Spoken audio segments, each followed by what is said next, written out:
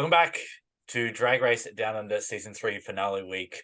Another one of our top three queens joins me today to have a chat about their time on the show ahead of the announcement of the winner for Season 3 this week.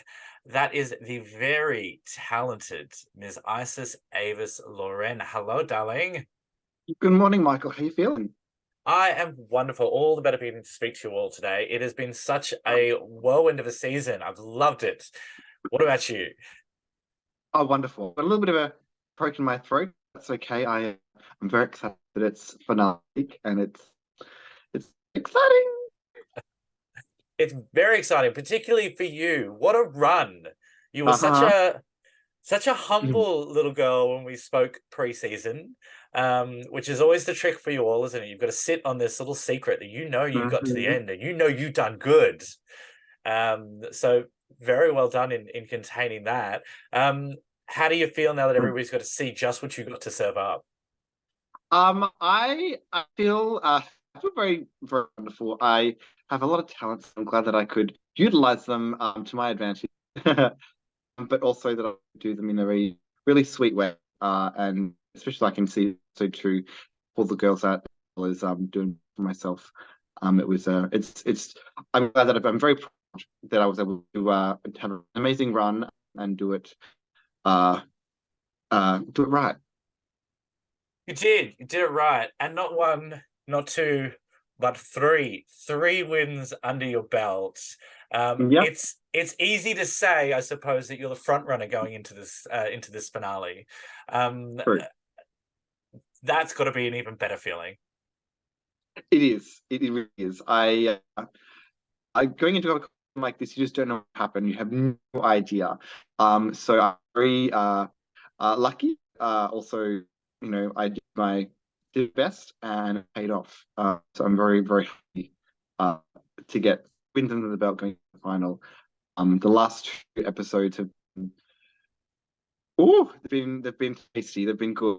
And I'm just I'm just so happy. You got to show us a lot.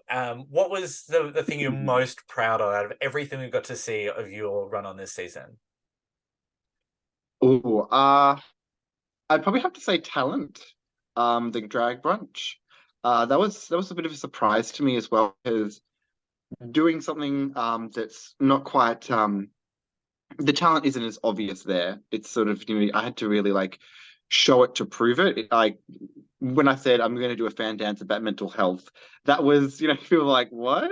That's not real. How is that going to work? Um, so to do something that's so sort of well, that was the description was quite vague. But I think sort of the idea was a little obscure. And to talk about something that's a bit hard to talk about, and to create a bit of art form around it. I'm really proud that I could bring that to the show and to do it so well and then win with it. Yeah, that was a really special moment for me. All of those things were really good about it, and particularly what you said about it being obscure and being different. That's what I said to Bumper when I interviewed her. I was like, "Thank Christ, the five of you didn't all walk out there and lip sync to your own original song, like we get on the Yeah, US season for every talent show." So yeah, yeah, it was good. I'm glad that you swung for the fence with that, and it paid off. and it paid off.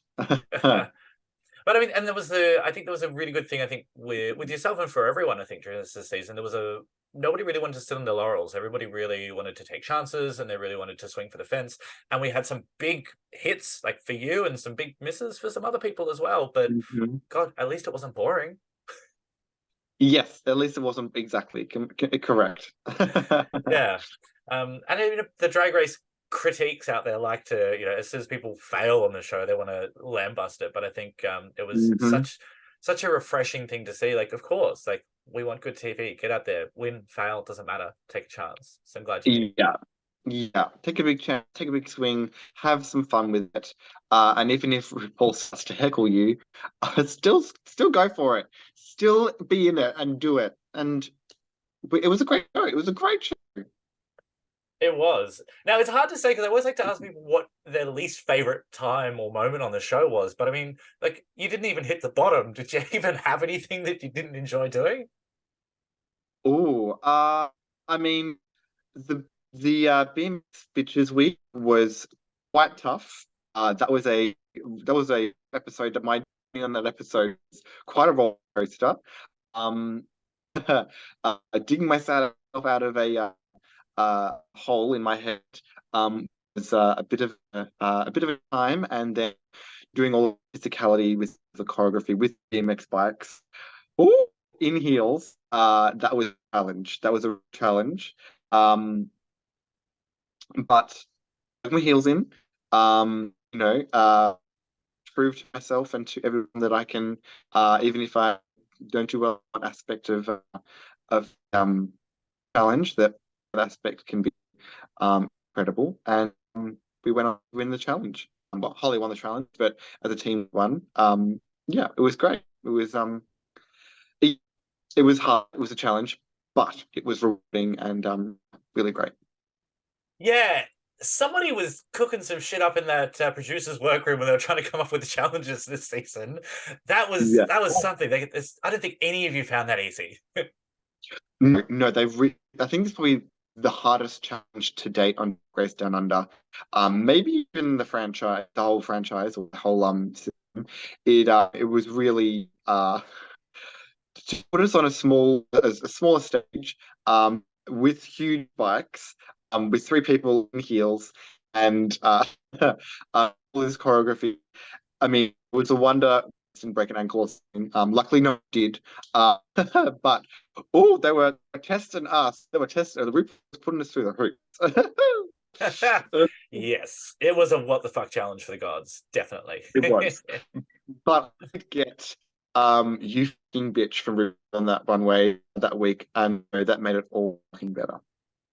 Absolutely. And runways, you really served up. I mean, to be honest, I expected nothing less. Your reputation preceded you on the costumes. Did that put a lot of pressure on you were taking in there for those runways, like knowing you already had this name as the Sower?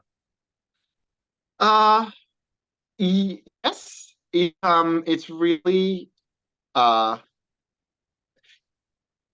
going into a competition like this, you have to just let everything go and know that you're doing the best that you can.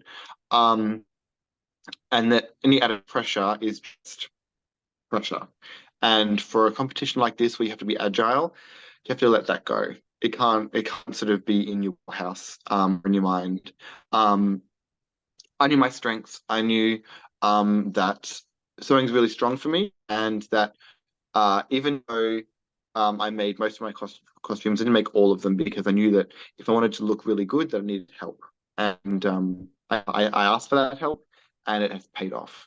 Um, yeah, yeah, but when RuPaul says that you're the fashionista of the season, I mean, Why not? there, Take that there you crown. there you go. I'm taking it. I'm taking it. And take it. You may very well. Only three of you left, and $50,000 on the line. What you got your eyes on with that 50 grand if you manage to snag it? I think I'd love to put towards a deposit for us, but also producing new shows and new content that will really sort of uh, bring love and light to the world, especially at a time where got a lot of people bagging us out and shit on us. It'd be really cool to oppose that and do some wonderful things and do some beautiful and cool things with it. So, that's what I'm going to try. Bring some more magic to the world. Yeah, yeah. Beautiful. Well, I am so excited to see how this Friday turns out and to see whether or not you snag the crown. I am very much hoping to see a very, very happy look on somebody's face when we get to the finale this Friday. So be sure to tune in, and thank you very, very much for joining us, Miss Isis Avis Loren. Thank you so much, Michael. It's a pleasure. And as always, my name is Michael James, and I will see you for our final chat with Floor from RuPaul's Drag Race Down Under Season 3.